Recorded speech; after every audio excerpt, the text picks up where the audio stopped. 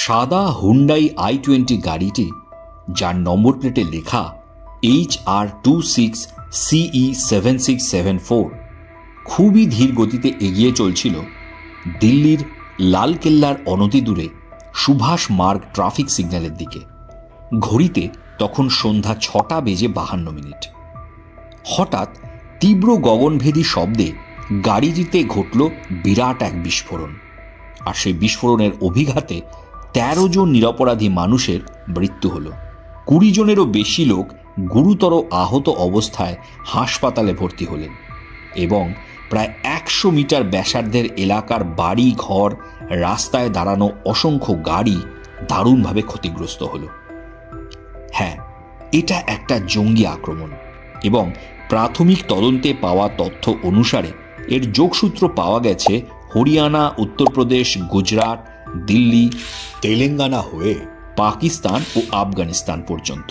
Media সূত্রের খবর যে বিগত বেশ কিছু সময় ধরে ভারতের অভ্যন্তরীণ নিরাপত্তার সাথে জড়িত সংস্থাগুলির তদন্তে ভারতের নাশকতার ছক কোষ্ঠে থাকা বেশ কিছু সন্ত্রাসবাদী নেটওয়ার্কের সন্ধান পাওয়া গেছে, যার ফলে বহু নাশকতার ছক বানচাল হয়েছে। এমনকি শেষ 30 দিনে প্রায় 8টি বড় নাশকতার ছক ভেস্তে দেওয়া হয়েছে। 10ই নভেম্বর উত্তরপ্রদেশের এক মহিলা ডাক্তার শাহিনা শাহিদ গ্রেপ্তার হয় ভারতীয় সিকিউরিটি এজেন্সির হাতে, আর তার যোগ পাওয়া যায় পাকিস্তানে। সূত্র মারফত জানা যাচ্ছে, অপারেশন সিন্দুরের সময় ভারতীয় সেনার আক্রমণে পাকিস্তান স্থিত জৈশে মোহাম্মদ নামক সন্ত্রাসবাদী সংগঠনের প্রধান মাসুদ আজহারের ভগ্নিপতি প্রাণ হারায়। বদলা নেওয়ার জন্য মাসুদ আজহার তার বোনের নেতৃত্বে গড়ে তোলে জামাত উল মোমিনাত নামের একটি মহিলা সংগঠন, যা জৈশে মোহাম্মদেরই শাখা সংগঠন।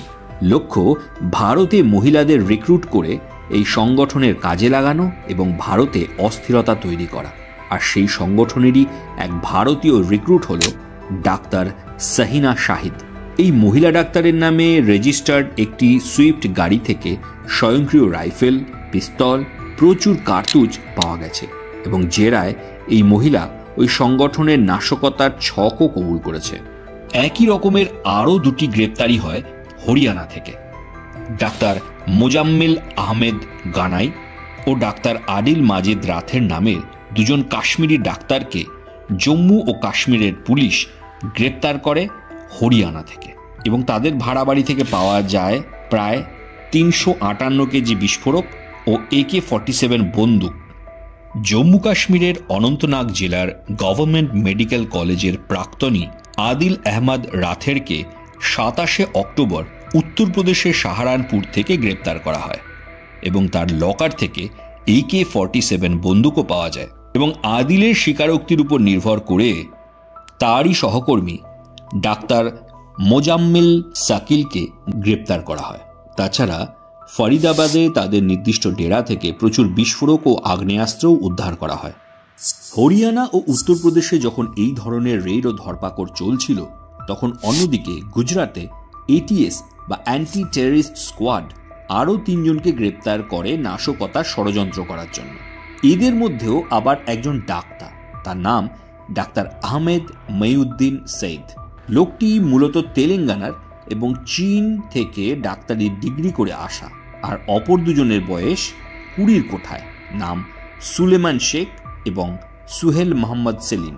এদের বিরুদ্ধে অভিযোগ আরও সাংঘাতিক। এরা 3 জনে মিলে প্রচুর পরিমাণে বিষাক্ত রাইসিন তৈরি ও মজুদের চেষ্টা করছিল।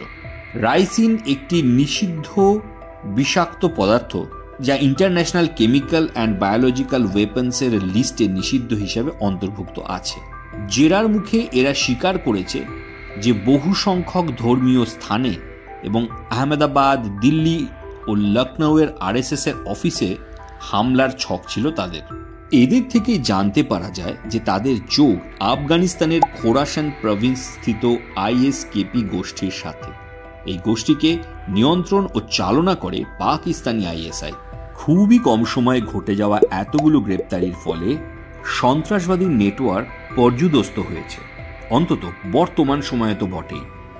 আর এইসব দেখে ভয় পেয়ে আরেক সন্ত্রাসবাদী ডক্টর উমর মোহাম্মদ, যে নিজেও এইসব নেটওয়ার্কের সাথে যুক্ত, সে গা ঢাকা দেয়। সুরক্ষা এজেন্সিগুলো এত ব্যাপক ধরপাকড় চালাচ্ছে, ফলে নাশকতার ছকগুলো ধরা পড়ে যাচ্ছে। সে কারণে ডাক্তার উমর মোহাম্মদ তার বিদেশি হ্যান্ডলার অর্থাৎ পাকিস্তানি ও আফগানিস্তানি লিডারদের কথা শুনে একরকম নিরুপায় হয়েই একটা মরিয়া চেষ্টাও করেছিল বড়সড় বিস্ফোরণ ঘটানোর। জায়গা হিসেবে দিল্লির লালকেল্লাকে বেছে নেওয়ার পেছনে কারণ হলো মোদি গভর্নমেন্টকে বড় ধাক্কা দেওয়া, যে প্রধানমন্ত্রী যেখানে বাৎসরিক ভাষণ দেন তার থেকে ঢিল ছোড়া দূরত্বে হবে এত বড় ধামাকা, এবং এতে করে প্রধানমন্ত্রীর সুরক্ষাই প্রশ্নের মুখে পড়ে যাবে। মিডিয়া রিপোর্ট সূত্রে জানা যাচ্ছে যে এই ধরনের নেটওয়ার্ক সারা ভারত জুড়ে বিস্তৃত থাকতে পারে এবং নাশকতার আরও নতুন নতুন পরিকল্পনা হতে পারে। এই ব্যাপারে ভবিষ্যতে যা আপডেট আসবে তা নিয়ে আমি আবার নতুন ভিডিও নিয়ে আপনাদের কাছে আসব। আজকের ভিডিও এই পর্যন্তই। আশা করি ভিডিও আপনাদের ভালো লেগেছে। যদি ভালো লেগে থাকে তাহলে ভিডিওটিকে লাইক, শেয়ার এবং চ্যানেলটিকে সাবস্ক্রাইব অবশ্যই করবেন, আর বেল আইকনটিকেও টিপে দেবেন। দেখা হচ্ছে পরের ভিডিওতে। ভালো থাকবেন, সুস্থ থাকবেন।